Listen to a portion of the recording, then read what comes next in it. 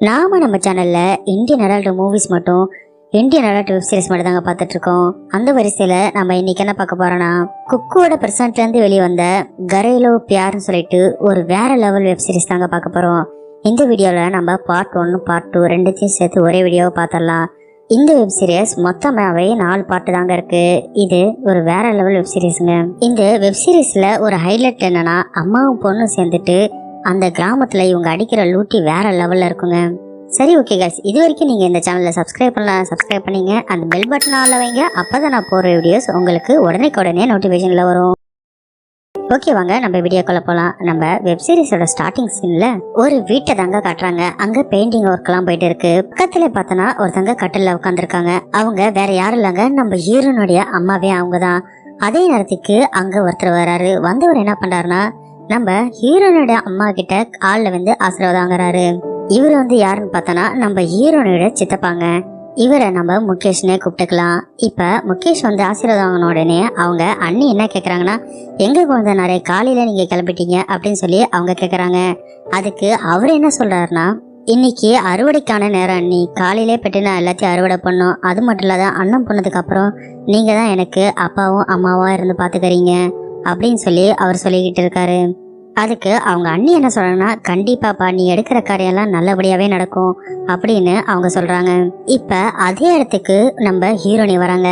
அவங்க கையில ஒரு கரும்பு கடிச்சு சாப்பிட்டுக்கிட்டே வந்துட்டு அவங்க சித்தப்பாட்ட என்ன கேக்குறாங்கன்னா, என்ன சித்தப்பா இங்க அப்படின்னு சொல்லி கேட்ட உடனே அதுக்கு அவரு என்ன சொல்றாருன்னா, என்ன மகளே எப்படி இருக்க அப்படின்னு சொல்லிட்டு அவரும் ஒரு பாசத்தோட கட்டி பிடிக்கிறாரு.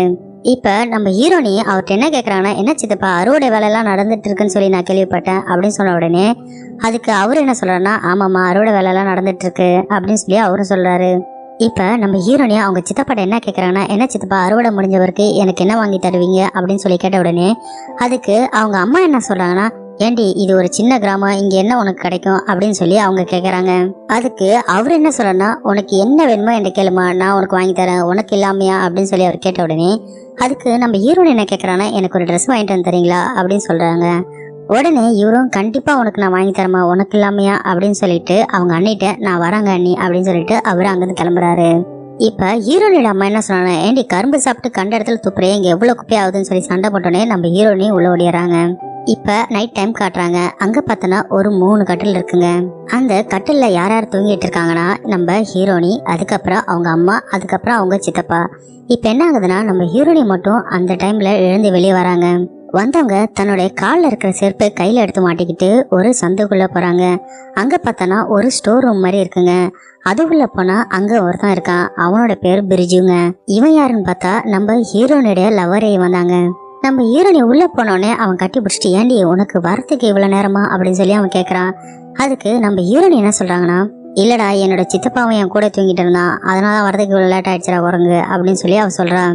இப்ப நம்ம ஹீரோனி அவங்க கிட்ட என்ன சொல்றாங்கன்னா, நான் தான் இப்ப இங்க வந்துட்டேன்ல தனியா, உனக்கு இவ்வளவு டைம் கிடைச்சிருக்கு, ஏன் வேடிக்கை பாக்குற, சீக்கிரமா என்ன பண்ணுடா அப்படின்னு சொல்லி அவ ஓப்பனாவே சொல்றா. அதுக்கப்புறம் அந்த லவ்வரும் சும்மா இல்லாம அவளை வச்சு வேற லெவல்ல அவங்கள மேட்டர் பண்ணிட்டு இருக்காங்க. இந்த சீன்ஸும் கொஞ்சம் ஓப்பனாவே இருக்குங்க. அதனால 18 வயசுக்கு மேல உள்ளவங்க மட்டும் இதை டவுன்லோட் பண்ணி பாக்குறவங்க மட்டும் பாருங்க. இப்ப மேட்டர் முடிஞ்சோடனே அந்த லவ்வர் என்ன சொல்றானா, ஏண்டி உன மேல எனக்கு ரொம்ப லவ் வந்துருச்சுன்னு நினைக்கிறேன், ஏன்னா நாள் ஃபுல்லா ஒன்னதான் நான் நினைச்சிட்டு இருக்கேன் அப்படின்னு இவன் சொல்றான்.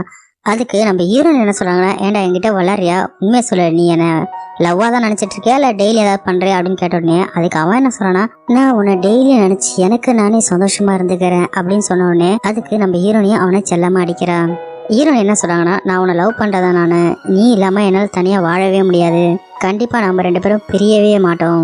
சரி இப்ப 4 மணி ஆகுது, விடியற டைம் ஆச்சு, நான் சீக்கிரமா வீட்டுக்கு போனேன், எங்க சித்தப்பா எழுந்துருவாரு அப்படின்னு சொன்ன உடனே இப்ப 2 பேரும் ட்ரெஸ்ஸை மாட்டிட்டு அங்கிருந்து கிளம்பிடுறாங்க.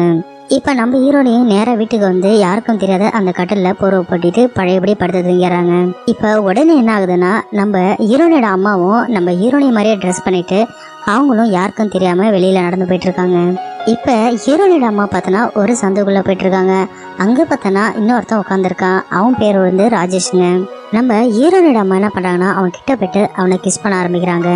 உடனே என்ன பண்றாங்கன்னா, துணியெல்லாம் கழட்டிட்டு அவன் கூட பயங்கரமா மேட்டர் பண்ண ஆரம்பிச்சிடறாங்க. அம்மாவும் பொண்ணும் சேர்ந்துட்டு டெய்லி நைட்டு இதே வாடிக்கையாக வச்சிட்டு இருக்காங்க. இப்ப அவங்க அம்மா மேட்டர் பண்ணி முடிச்சவருக்கு அவங்களும் அங்கிருந்து கிளம்பி போயிடுறாங்க. இப்படி இவங்க கிளம்பி போயிட்டு இருக்கும்போது அந்த ஊருக்காரனே ஒருத்தவன் அவங்க போறத பாத்துறான். அவன் பேர் வந்து பீஸ்வருங்க.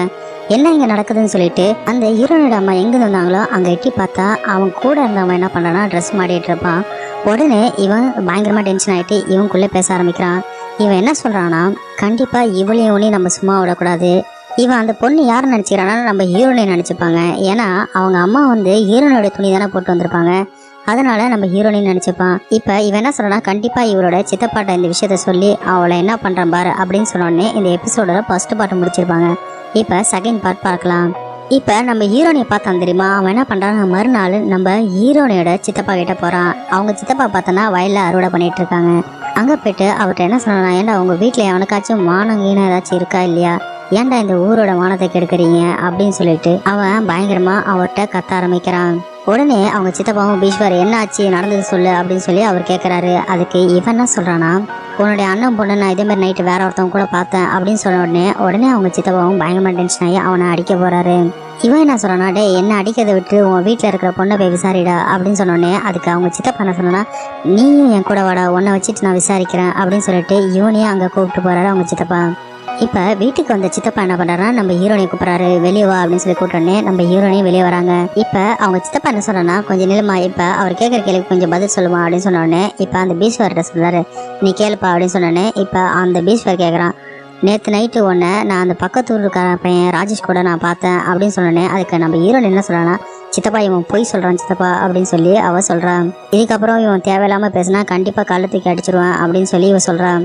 இப்போ அவன் என்ன சொல்றான் பத்தியா, தப்பு பண்ணிட்டு இவ எவ்வளோ தைரியமாக பேசுகிறான்னு சொல்லிட்டு இருக்கும்போது அதே இடத்துக்கு நம்ம ஹீரோனுடைய அம்மாவும் வராங்க. இப்போ இவன் என்ன பண்ணனா அவங்க அம்மாட்டையும் அதே விஷயம் சொல்கிறான். உடனே நம்ம ஹீரோனுடைய அம்மாவுக்கு விஷயம் தெரிஞ்சிச்சு, அவன் நம்ம பொண்ணை பார்க்கல நம்மளதான்னு சொல்லி அவளுக்கு தெரிஞ்சிச்சு.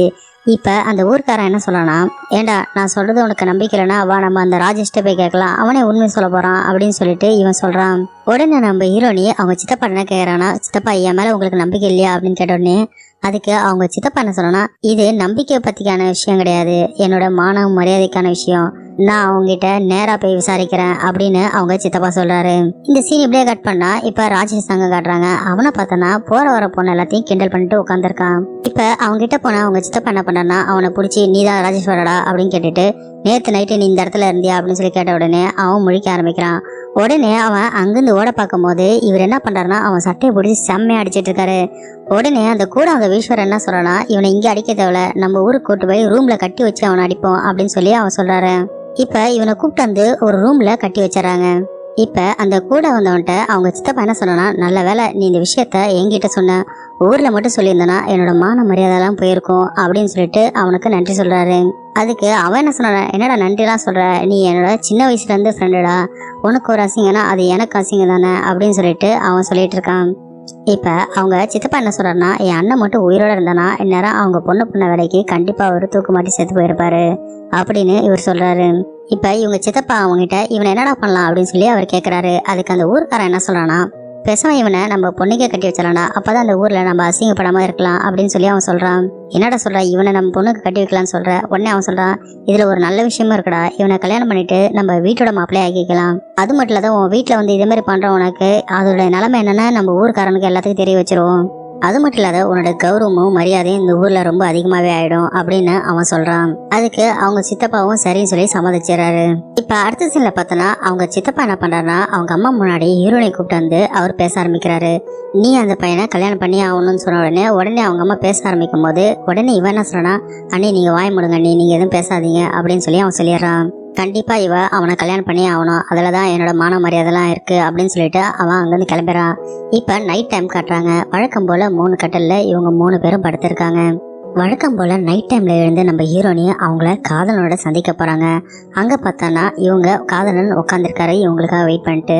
இவங்க போயிட்டு டப்புன்னு பக்கத்துல போயிட்டு எதுவும் பேசாம உட்காந்துருக்காங்க. அவரு இவ்வளவு நாளா நீ எங்க போயிருந்த அப்படின்னு கேட்ட உடனே அதுக்கு நம்ம ஹீரோனி என்ன ரிப்ளை பண்றாங்கன்னா, கொஞ்ச நேரத்துக்கு நீ எதுவும் பேசாத அப்படின்னு சொல்லிட்டு உடனே அவங்க கூட சேர்ந்து வேற லெவல்ல அங்க மேட்டர் பண்ண ஆரம்பிக்கிறாங்க. மேட்டர் பண்ணி முடிச்சுட்டு இவங்க என்ன கேட்கறாங்கன்னா, ஒரு சிகரெட்டு பற்ற வச்சு கொடு அப்படின்னு சொல்லிட்டு இப்ப இவங்க பேச ஆரம்பிக்கிறாங்க. எங்க சித்தப்பா எனக்கு வலுக்கட்டாயமா கல்யாணம் பண்ண ட்ரை பண்ணிட்டு இருக்காரு அப்படின்னு சொல்லி அவ சொல்றா. இதோட இந்த வெப் சீரிஸோட பார்ட் 2 முடிச்சிருப்பாங்க. கூடிய சீக்கிரத்துல இதுல இருக்க மீதி 2 பார்ட்டும் பார்த்தலாம். Thank you guys.